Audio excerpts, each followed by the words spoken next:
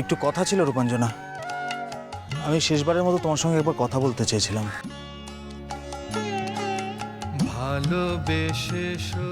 তবে দেখো, কোনোদিন যেন তোমার এই আক্ষেপটা না হয় যে আমার কথাটা আজকে তুমি শুনলেও শুনতে পারতে। ভালোবেসে সখী নিভৃতে যতনে। আরেকটা কথা, তুমি গান গাওয়াটা বন্ধ করো না। মনের মন্দিরে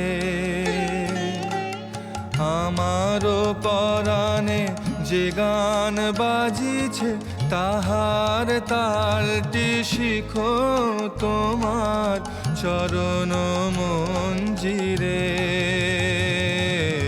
ভালোবেসে সখী নিভৃতে যতনে আমার নামটি লিখো তোমার মনের মন্দিরে। ভালোবেসে সখী নিভৃতে যতনে আমার নামটি লিখো তোমার মনের মন্দিরে।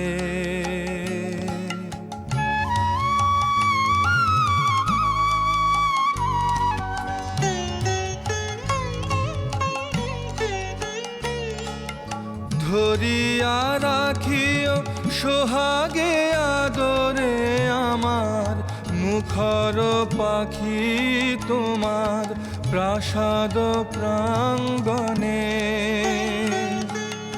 মনে করে সখী বাঁধিয়া রাখিও আমার হাতেরও রাখি তোমার কনক কঙ্কনে। ভালোবেসে সখী নিভৃতে যতনে আমার নামটি লিখো তোমার মনের মন্দিরে। ভালোবেসে সখী নিভৃতে যতনে আমার নামটি লিখো তোমার মনের মন্দিরে।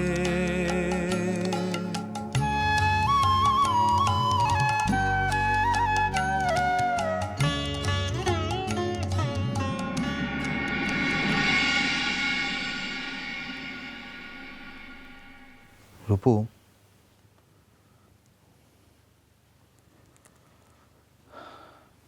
রূপু, আমি আজ তোমাকে কয়েকটা কথা বলতে চাই। যদি সে কথাগুলো তোমার নিজের জীবনের কথা হয়, মানে যে কথাগুলোর জন্য তুমি এতগুলো দিন ধরে আমাকে ইগনোর করেছো,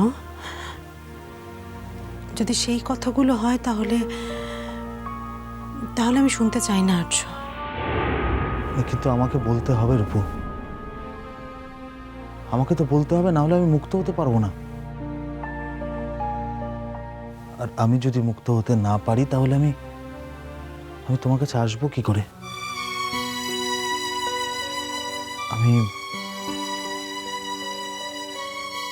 আমি বলতে চাই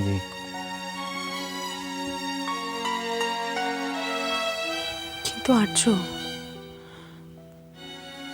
যে কথাগুলো আমাকে আমার খারাপ স্মৃতিতে ফিরিয়ে নিয়ে যায়, সে কথাগুলো আমি শুনতে চাই না আর্য। সেগুলো শুনে কি লাভ বলো তো? লাভটা তোমার নয়,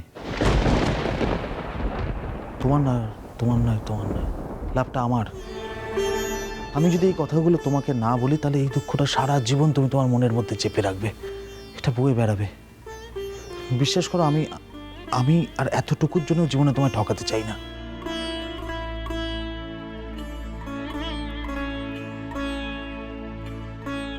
ঠিক আছে, ঠিক আছে, বলো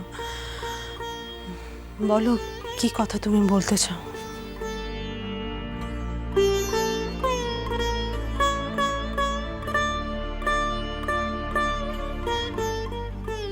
ভালোবাসার কথা, ভালোবাসা হারানোর কথা।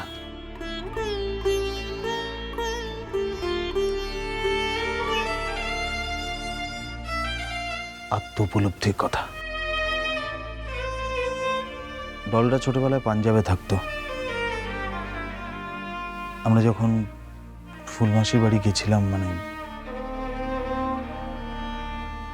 তখন আমি ফার্স্ট ইয়ারে পড়ি। প্রায় 3 বছর পরে গেছিলাম। 3 বছর আগে যখন ওকে শেষবার দেখেছিলাম তখন ও হায়ার সেকেন্ডারি দিচ্ছে। রূপ, আমরা দুজনেই ভেসে গেলাম। আমাদের কারোরই কিছু করার রইল না। জানতাম এই ভালোবাসার কোনো পরিণতি নেই, এটা অন্যায়, এটা অধর্ম। তবু ওই যে বললাম, নিয়ন্ত্রণ হারিয়ে গেলাম। তারপর যখন ফিরে এলাম তখন বুঝতে পারলাম, রিয়েলাইজ করলাম যে আমার জীবনের যে সব থেকে কাছের মানুষরা, আমার নিজের মানুষটাকে আমি হারিয়ে ফেলেছি।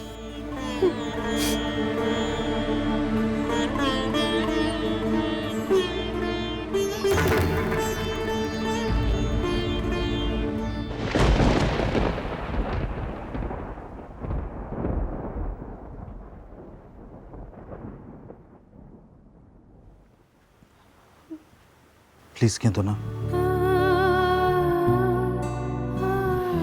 Please don't Cry Rupu.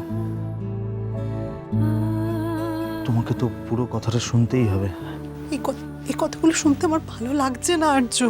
তুমি বিশ্বাস করো, এই কথাগুলো তোমাকে বলতে আমারও ভালো লাগছে না রূপু, কিন্তু আমি পুরোটা বলতে চাই। আমি চাই তুমি শোনো। ঠিক আছে,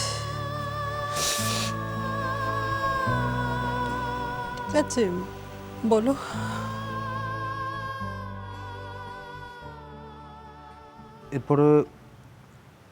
এরপরে কলেজে ভর্তি হওয়ার জন্য ও কলকাতা এলো,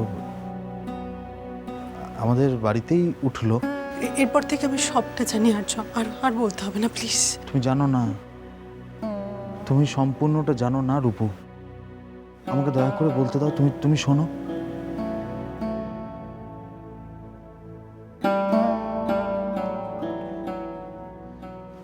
প্রথম সব ঠিকই ছিল। ওই বয়সে প্রেমে তো একটা উজ্জ্বলতা থাকে, সেটা থেকে আবার লোক জানাজানির ভয়ও থাকে। আর সেটাই হলো, 2 বাড়িতে জানাজানি হয়ে গেল। 2 বাড়ি থেকে আটকাবার চেষ্টা করা হয়েছিল, পারেনি। আমরা তখন ভেবেছিলাম যে পৃথিবীতে যাই হয়ে যাক, আমরা সারা জীবন হয়তো একসাথে থাকতে পারবো না, কিন্তু আমাদের কারোর জীবনে আমরা কাউকে আসতে দেবো না। এরপরে ওর বাবা মারা গেলেন। ফুলমাসি ওর ওপর ঠিক জোর খাটাতে পারেননি। অবশ্য বাড়িতে বুঝিয়ে দিয়েছিল যে ও আর কোনোদিনও বিয়ে করবে না, ওকে যেন জোর না করা হয়। কিন্তু আমি আমার বাড়ি থেকে যেমন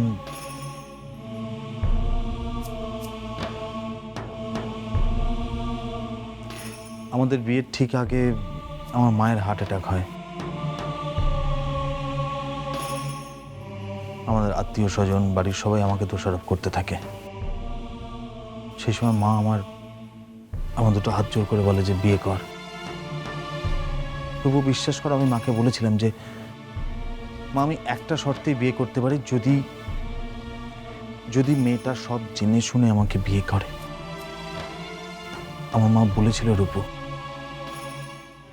যে তুমি নাকি সব জানো, তুমি জেনে শুনেই রাজি হয়েছ। মিষ্টি কুটু মিষ্টি কুটু মিষ্টি কুটু।